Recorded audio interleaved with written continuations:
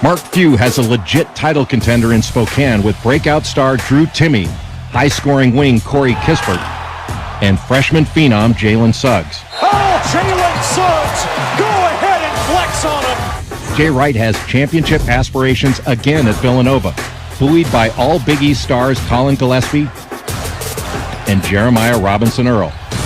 Baylor will challenge Kansas for Big 12 supremacy, paced by top scorer Jared Butler and National Defensive Player of the Year candidate Mark Vidal. Snuffed out by Vidal. Kentucky, behind another crop of ridiculously talented freshmen like B.J. Boston and Terrence Clark. Sarr came crashing down on the rim. And Wake Forest transfer Olivier Sarr are the favorites in the SEC, but chased closely by Tennessee with do-it-all defender Yves Pons. By Pons, this kid is elite. Out west, Mick Cronin has UCLA back behind all Pac-12 performer Chris Smith. What a shot by Smith. Oregon has another contender with Will Richardson and Chris Duarte. But Arizona State and National Player of the Year candidate Remy Martin could be the class of the Pac-12. Oh, what a finish. That's a beautiful play by Remy Martin. Virginia is the favorite in the ACC behind Kihei Clark and Marquette transfer Sam Hauser. Sam Hauser, good. While Duke has super talent Jalen Johnson joining returnees Matthew Hurt and Wendell Moore Jr. Wendell Moore puts it home for Duke. And North Carolina bounces back from its injury-plagued season, led by Garrison Brooks and big man Armando Bacot. That's a big league move from Armando Bacot. The 2021 college basketball season will have disruptions, masks, and the sounds of squeaking sneakers rather than the usual deafening crowd. But with some luck, we'll see the return of March Madness and a worthy champion crown. The wait is over. Jay Bilas there. 2 days before Gonzaga opens its season against Kansas, Gonzaga gets a win already. Guard Andrew Nembhard, transfer from Florida, granted a waiver by the NCAA. He's a 6'5" junior, 2-year starter at Florida. He submitted his name for the NBA draft, but then he withdrew in May into the transfer portal. He was ranked 28th in the ESPN 100 class of 2018. I had him at 27th. That's a big pickup for a stacked roster. Gonzaga, by the way, 10-1 to win the whole thing, tied with Virginia and Baylor for second shortest in the nation as far as odds go. Only Villanova with shorter odds at 9-1. Those are good numbers. What do you have Mercyhurst women's hockey right now? 14-1. I like that. No more car payments or home equity lines of credit for Brandon Ingram of the Pelicans. 5 years, $158 million, says Woj via Ingram's agents. He really made a move last year. 23.8, 6 rebounds, 4 assists. NBA's most improved player, was an all-star for the first time as well. Bam, roasted. As in roasted the deposit slip at his local bank. The Miami Heat and Bam Adebayo have agreed to a 5-year max extension.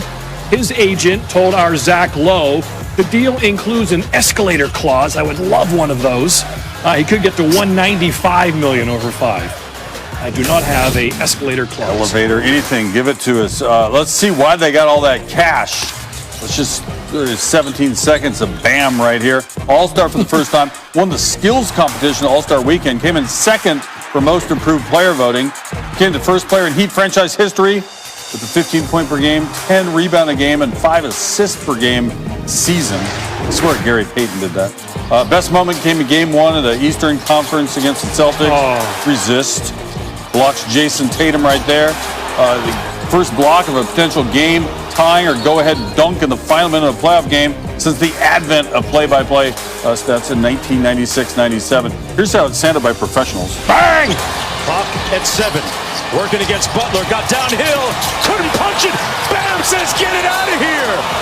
Adebayo, sky high with the block and rejection. Wow. Out of Blocko, they won that game. They went on to do okay as well. All right, Kenny, you sit right there and talk to Bobby Marks here, the mayor of Naples. Well, I talk about Brandon Ingram. Like Brandon, like me, he's skinny. I prefer lean.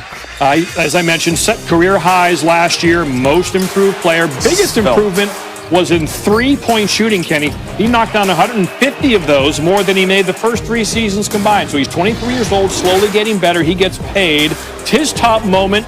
came against the Jazz in January. 49 points, shot 60% from the field. That's 15 of 25. Look at his free throw shooting, 16 of 20. Joined Shaq and Kareem, the only players, NBA history, to score at least 49 points on 25 or fewer shots prior to their 23rd birthday. Kenny.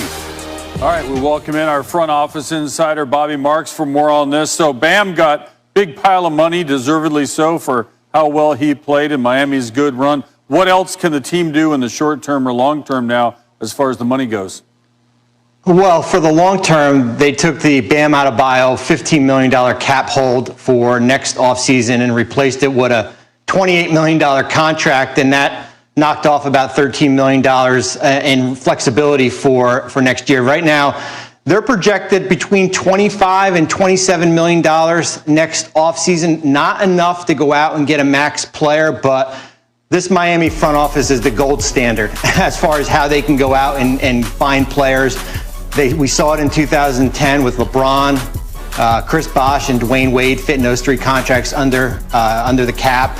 And we saw it last year with the Jimmy Butler sign and trade. But this roster is set for now. But next offseason is when they're going to make their mark where they have enough flexibility again. I can't plan that far in advance. I checked in with Jamal Crawford because it's my job. Nothing doing right now. There's room for him down there, by the way. It seems like there's been 1 million deals in the last 5 days or so. What deals are left to be done and who has money to do them?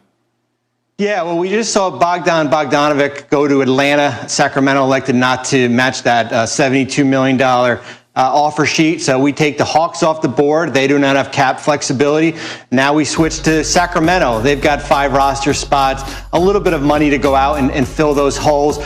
New York is still sitting on a pile of money, about $19 million in cap space. And of course, even Charlotte, after that Gordon Hayward signing of $120 million, it has about $6 million left. So those are the teams that have flexibility, but we're only a week away from training camp, so most of these rosters are already set. Thanks for joining us. That's a lot to keep track of. Glad you're the one doing it.